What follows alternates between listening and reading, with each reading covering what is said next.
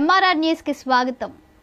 సరైన ఇంటికి సరైన సిమెంట్ ఎంతో ముఖ్యం. విచక్షణతో ఆలోచించండి. రైట్ సిమెంట్ ని ఎంచుకోండి. KCP cement, building the nation since 1958. KCP cement, the right choice.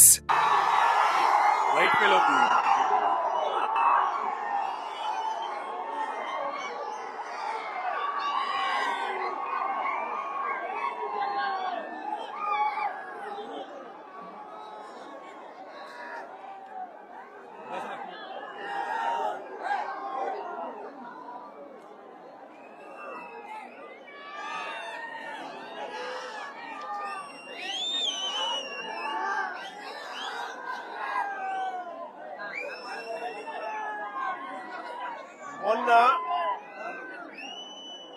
గుంటూరులో ఇలాంటి ఘటనే జరిగిన నేపథ్యంలో అంబటి రాంబాబన్న ఇంటికి వెళ్లి వాళ్ళ కుటుంబ సభ్యులను అక్కడ పరామర్శించడం జరిగింది. అక్కడ అంబటి రాంబాబన్న ఇంటిని వెళ్ళి చూసినప్పుడు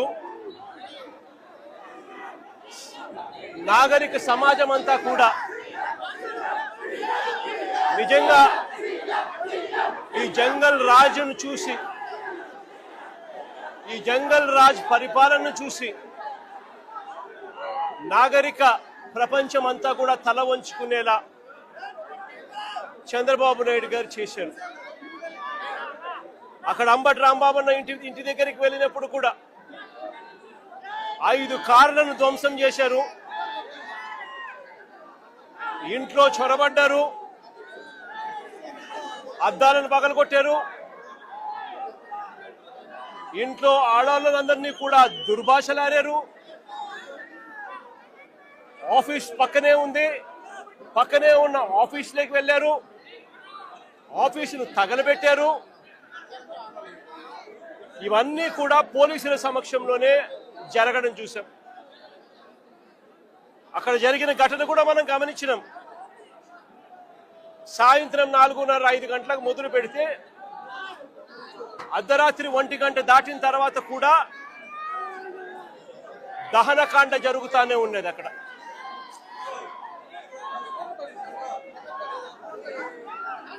అక్కడ జరిగిన జంగల్ రాజ్ కార్యక్రమంలో భాగంగానే మళ్ళీ ఇక్కడ అంబటి రాంబాబన్న విషయంలో, ఇక్కడ మళ్ళీ జోగి రమేష్ విషయంలో కూడా అదే పరంపర. మళ్ళీ మరుసటి రోజు కేవలం చంద్రబాబు నాయుడు గారు అనే వ్యక్తి తాను నిస్సిగ్గుగా అబద్ధాలు ఆడుతా ఉన్నాడని, తాను నిస్సిగ్గుగా ప్రజలను పెడదోవ పట్టించాడు అని సాక్షాత్తు సిబిఐఏ, మేం కాదు, సాక్షాత్తు సిబిఐఏ చంద్రబాబు నాయుడు గారు చెప్తా ఉన్న అబద్ధాలను తేటతెల్లం చేస్తూ సిబిఐ ఛార్జ్ షీట్ దాఖలు చేసింది.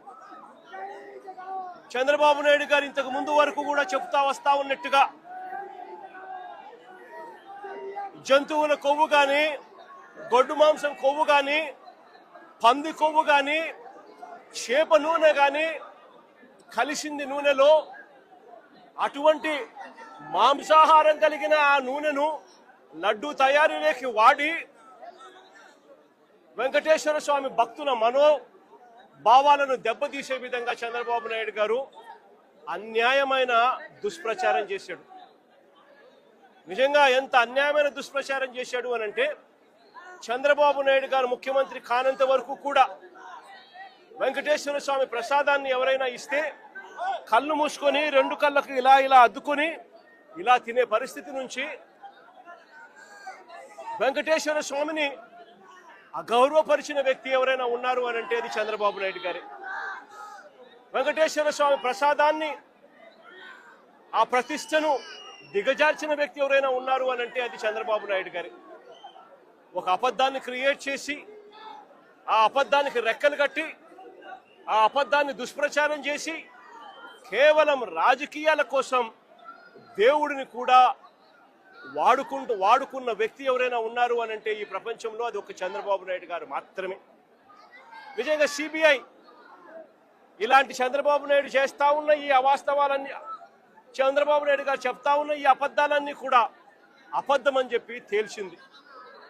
సిబిఐ ఫైల్ చేసిన ఛార్జ్ షీట్లో ఏకంగా NDDB, national dairy development board, research institute సంబంధించిన lab report, NDRI, national development research ఇన్స్టిట్యూట్కి సంబంధించిన ల్యాబ్ రిపోర్టు, ఈ రెండు కూడా కేంద్ర ప్రభుత్వ సంస్థలు, రీసెర్చ్ ఇన్స్టిట్యూట్స్.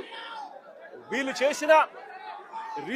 చేసిన శాంపుల్స్ అన్నీ కూడా, ల్యాబ్ అనాలిసిస్ అన్నీ కూడా చంద్రబాబు నాయుడు గారు ముఖ్యమంత్రిగా ఉండగా, చంద్రబాబు నాయుడు గారు టీటీడీ ఈఓ, చంద్రబాబు నాయుడు గారి మనిషి టీటీడీ ఈఓగా ఉండగా, చంద్రబాబు నాయుడు గారి హయాంలో సేకరించిన ఈ నమూనాలు ఇవి సిబిఐ వాళ్ళ ఆధ్వర్యంలో ఎన్డీడీబీకి, ఎన్డీఆర్ఐకి పంపించి ల్యాబ్ రిపోర్ట్లు అక్కడి నుంచి వచ్చి, ఆ ల్యాబ్ రిపోర్ట్లలో నిర్ధారణ అయింది ఎటువంటి జంతువుల కొవ్వు లేదని, ఎటువంటి గొడ్డు మాంసము కొవ్వు లేదని, ఎటువంటి పంది కొవ్వు లేదని, ఎటువంటి చేపల నూనె కూడా కలవలేదు అని చెప్పి సిబిఐ ఏకంగా ధృవీకరించి సర్టిఫై కూడా చేసింది.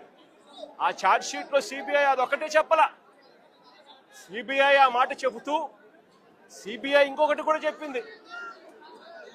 ఇంతవరకు చంద్రబాబు నాయుడు గారు దిగజారిపోయి టీటీడీ చైర్మన్లుగా ఉన్న వైవి సుబ్బారెడ్డి గారిని కానీ, భూమన కరుణాకర్ రెడ్డి గారిని కానీ, వైఎస్ఆర్సీపీకి సంబంధించిన హయాంలో వీళ్ళిద్దరూ టీటీడీ చైర్మన్లుగా ఉన్నప్పుడు వీళ్ళు ఎటువంటి అన్యాయాలు చేయలేదు అని, వీళ్ళు ఎటువంటి తప్పులు చేయలేదు అని కూడా సిబిఐ నిర్ధారించి వీళ్ళ పేర్లు కూడా కనీసం ఛార్జ్ షీట్లో కూడా పెట్టలేదు.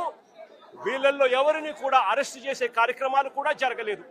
అంటే సిబిఐ వీళ్ళందరికీ కూడా క్లీన్ చిట్ కూడా ఇచ్చింది ఈ ఛార్జ్ షీట్ నేపథ్యంలో. ఇది ఒకటే కాదు సిబిఐ చేసింది. ఆ సిబిఐ ఛార్జ్ షీట్లో వాళ్ళు వేసిన